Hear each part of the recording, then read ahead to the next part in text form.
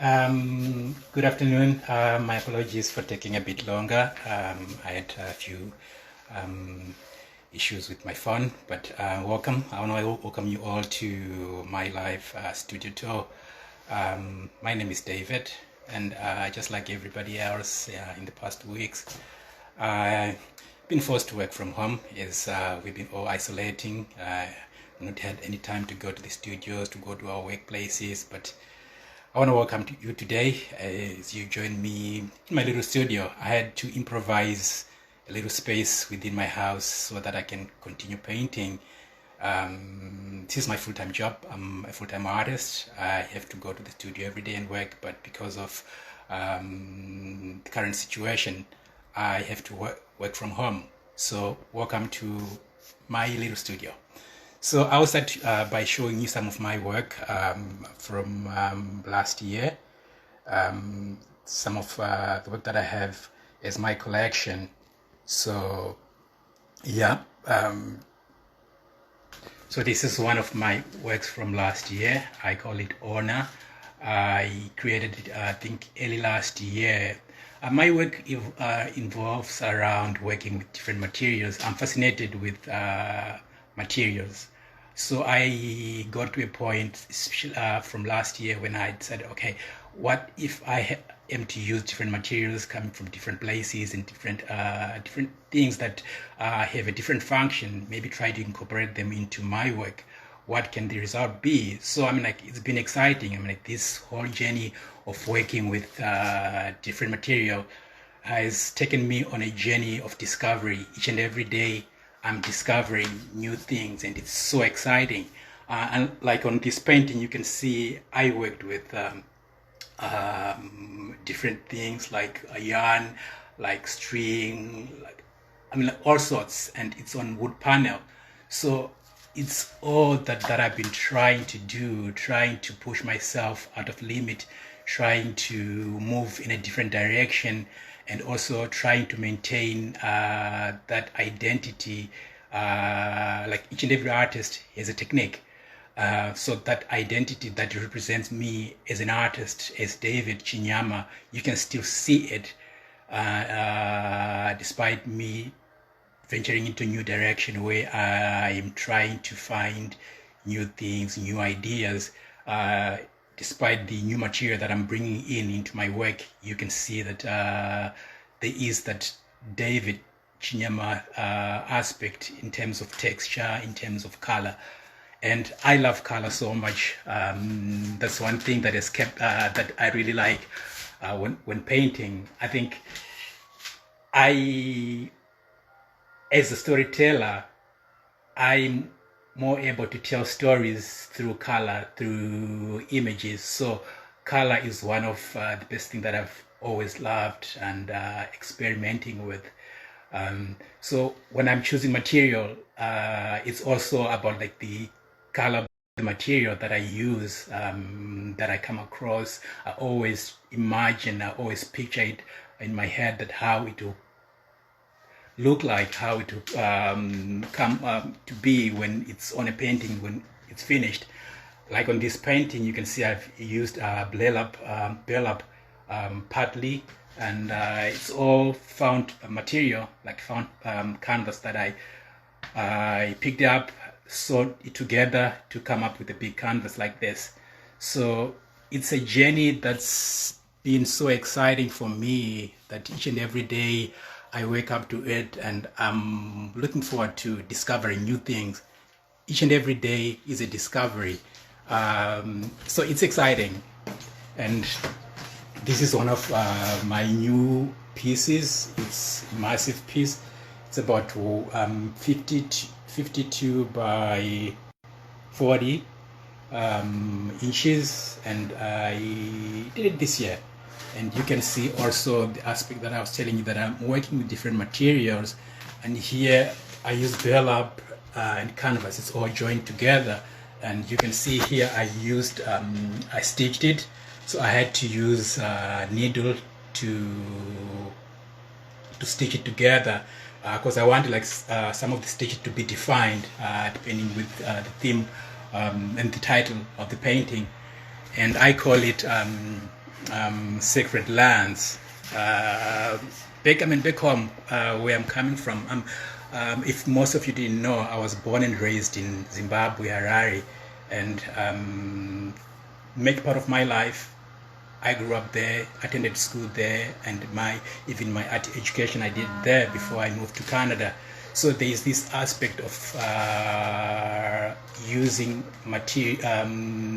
different material, especially in communities, in rural communities, where people use recycled material to give a new face, or to mend something, to give new life to something. So this is one aspect that I'm trying to bring into my work, working with found objects, restoring them and giving new face, new life. So most of my paintings that I'm doing now, it's all the material that I'm trying to gather from different places, that people throw away. I stitch them together, put them together, come up with a big canvas. So yeah, it's the journey that's been exciting, and I'm really excited about it. And here I have some of my pieces from last year, but I've reworked them. Each and every day, to me, sometimes like my work is not finished. I can even rework it even in the gallery. Sometimes I feel it's not finished. I don't know, I struggle so much to really finish my work. So some of the pieces I've reworked them over and over again. So this is a series. It was a 16-piece series, and over time I've sold some of the pieces, and these are the 3 that are left. And going to my little studio, and here I have another piece that I've been working on. It's not yet finished, and I don't know the title yet, because when I work spontaneous. I don't sketch, I don't plan, I just follow the rhythm. I always let the painting direct me by itself. For me, when painting, it's more like a conversation between me and the canvas. I try to create a conversation with it, and it responds back to me. So on this one, it's not yet finished. I'm still working on it. I don't know how and where it's going to take me, but I'm excited with it, and how far it has gone. And going into my little studio. Okay, this is one of the new pieces also that I'm trying to work on. I saw myself going back, being a bit figurative on this one. So it's inspired by current what's happening currently, and you can see the people. I don't know where they're going, where they're coming from, but it's not yet finished. I'm still working on it, and I love a lot of texture on it. Also, you can find they are different textures that I've managed to create through different materials, different pieces of canvas that I've put together. And going into the little studio. Okay, so this has been my workplace for the past weeks. I've been working from here. It's a part of the bedroom that I turn into a little studio. It's not that big, but yeah, I've been able to work from here, and this is where the magic is coming from. It's happening.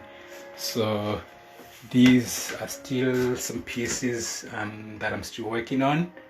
I just started them a couple of days ago, and when I'm working, I'm always working with several pieces at a time, and that also helps me to at least share the idea, the flow between the paintings, so that I don't end up distracting myself or getting a bit step from the flow. So I'm still working even on these 3. They're not yet finished, but yeah, I'm excited. And over there, this is some of the little materials that I've managed to bring from the studio, and all sorts of things, material that I pick from different places. I mean, like, I'm always picking different things from different places that I sew together to come up with canvas that I work on.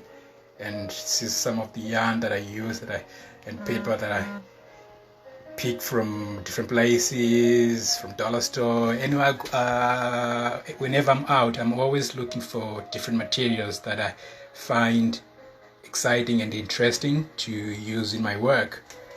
And here's some of the work that I'm still working on. Just started these a couple of weeks ago. They're not yet finished and I'm still working on them. And this one, I found this vinyl just a couple of days ago, and I thought maybe it could be exciting, maybe it can give my painting, especially this one, a different dimension. So yeah, this is what I've been doing. As artists, yeah, we continue working from different places wherever we are, and yeah, I can say, I mean, like, the current environment, the current situation has also inspired me to work and to look at my work in a different perspective, and it's been taking my work in a different direction. So yeah, I'm excited about the work that I've created so far. So coming back to me, I got involved with Arts Etobicoke since last year, and it's almost a year that I've been working with them. I had the privilege to